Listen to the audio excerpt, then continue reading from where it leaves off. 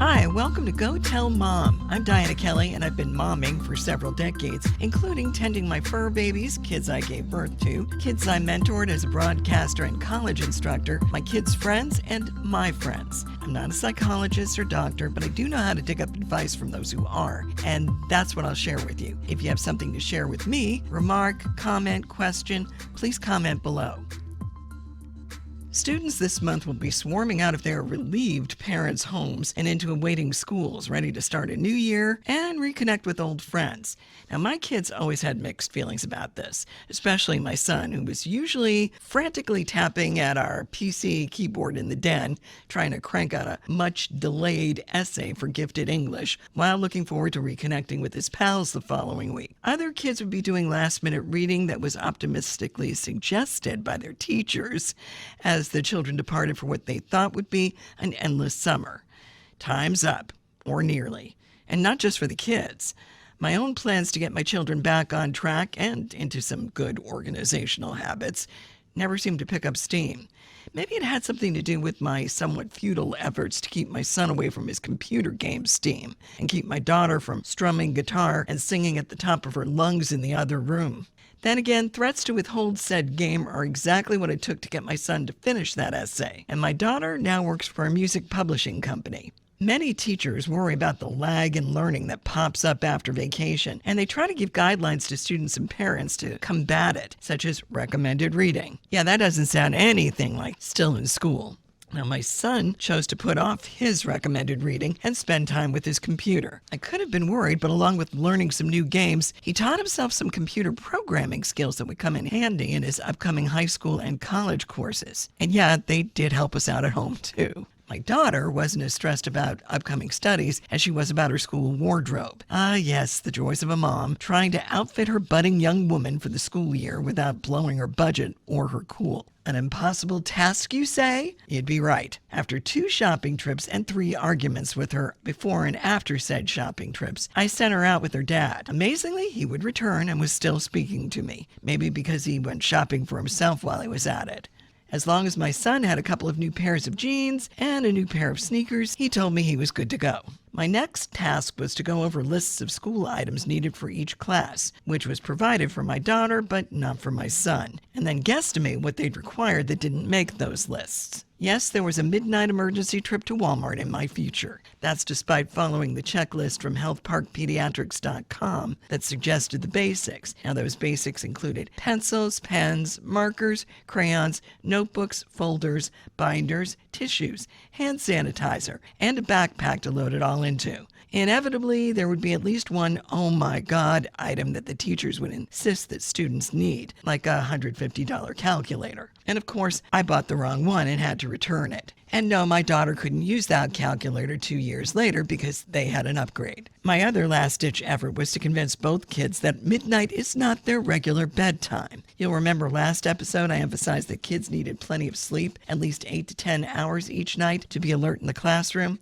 Well, I'd spend the week before the start of school trying to get them to bed earlier, when the experts would tell me that I never should have let them stay up later during summer to begin with. The experts obviously never heard of a 2-day sleepover, which was the highlight of my son's summer as well as his friends. Truth is, kids really do need a break from their studies from time to time before it's time to buckle down again. Sage Journal says leaving school for a period of time can have significant effects on students' academic success, with many kids saying they return energized and motivated. Now, I'm not suggesting taking a year off, but taking a break from studies can give some kids renewed vigor when they go back to class. The drawback? They lose structure. So it's always helpful to have them do something during the summer that gives them a little bit of structure. My kids would do some form of camp for part of the summer, usually with the theater group around the corner, or with one of the rec centers in town. I credit the rec center for their ability to cook. My ex rarely encouraged me to get in front of a stove, but there was a mock cordon bleu style camp that the rec center came up with for a week during one summer, and the kids learned the basics of cooking something edible without using every pan in the kitchen while attending gourmet cooking camp. We used to have home ec classes for that, but hey, that's school, not camp, and camp is fun, right? At least my kids thought so. You could also get the kids into an exercise routine with specific workout instructions at specific times. Just try to be a little flexible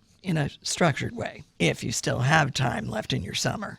Once you have the start of the school year officially in your viewfinder, what's next, oh wonder parent? Well, Health Park suggests setting up a study space, which I found was a great idea for my crew. Each of my kids had their own desk in their room with a bookshelf next to it. I was one of those parents who didn't let my kids have a computer or TV monitor in their room to distract them from sleep or from study. And no, they did not have their own cell phones until they were working while in high school. And they were not allowed to be on their cells socially, so phones were parked in the kitchen when they got home. A comfortable chair in front of that desk, space for books, and good lighting are the most important features of that study space. Of course, now so many teachers expect students to do their homework on computers, especially since COVID, that it's kind of tough to prevent them from having access to something that also provides tempting entertainment. But honestly, if the family computer is a PC or Mac in a public space, like the kitchen, instead of a laptop in their room, they're less likely to drift onto social media when they're supposed to be doing homework. And of course, there are the medical forms on which you need to double check. Find out if there are certain shots needed for the grade your child's entering, and make sure they have them. We had one frantic summer after we moved where we were trying to get a tetanus shot for the kids, which was not required in the school system in our previous state. Your best bet is to log on to immunization requirements for your state and get an appointment with your local doc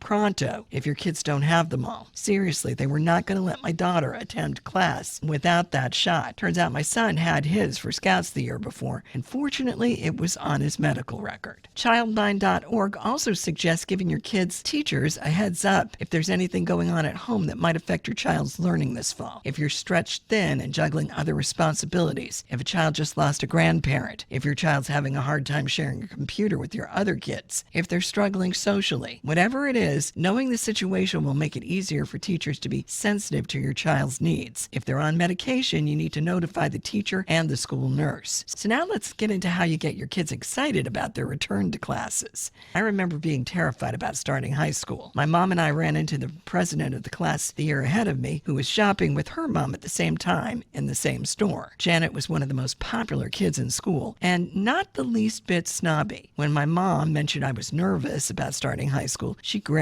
and told me not to worry. Just join everything you can, she said. You'll meet new people and make lots of new friends. And she was right. I used the same advice when I went to college. Going up a grade usually opens new opportunities. Do a little homework yourself and see what those opportunities are before classes start.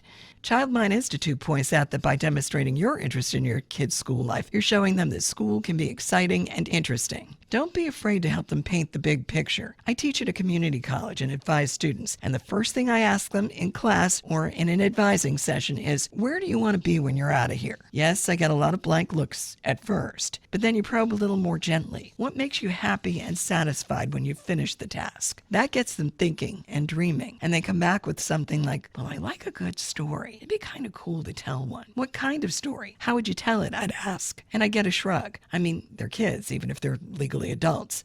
So I'd tell them, I can help you with that. Then I'd proceed to explain to them what they'll learn in the upcoming semester to get them on that path that beguiles them. Point out to your student what they'll be doing in their upcoming school year to take a step toward their dreams. Child Mind says, for older kids who have developed an understanding of delayed gratification, sometimes simple reminders of their long-term goals can help push them. But keep it real. My problem in heeding my classmates' advice was that I liked everything I joined, so much so that I would usually be tagged to be one of the club officers, and it would occasionally impact my grades, which my parents were quick to point out would impact my ability to attend college. So I tried to dial it down, at least until I took my last math requirement. I actually had help for that one. Our school had advanced math students from the National Honor Society help tutor the younger ones. My parents made it clear that there was no shame in getting help. It didn't mean you were dumb, it just meant that you recognized you needed extra assistance. To not get extra assistance when you need it would be dumb, they assured me. Right again, Mom and Dad. With my own kids, I reached out to a tutoring program offered through our church. I swear that's how my kids got through math and Spanish. When they were very young and my job started at 3:30 a.m. with me home by noon, I volunteered as a class assistant once or twice a week.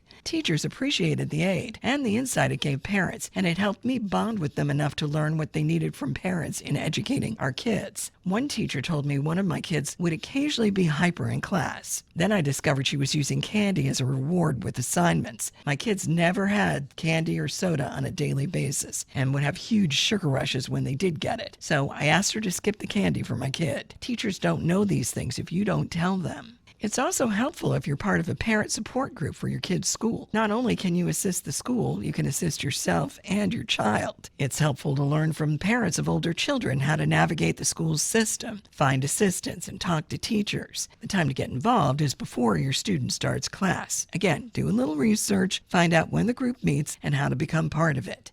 So there's your early prep for the semester. It's not just the kids who are going back to school. Hey, thanks for listening to this episode of Go Tell Mom, where we chew on stuff that you talk about with your mom, or maybe not. I'm Dianna Kelly. If there's something you want brought up, something you want to add, comment below, and I'll be back next week.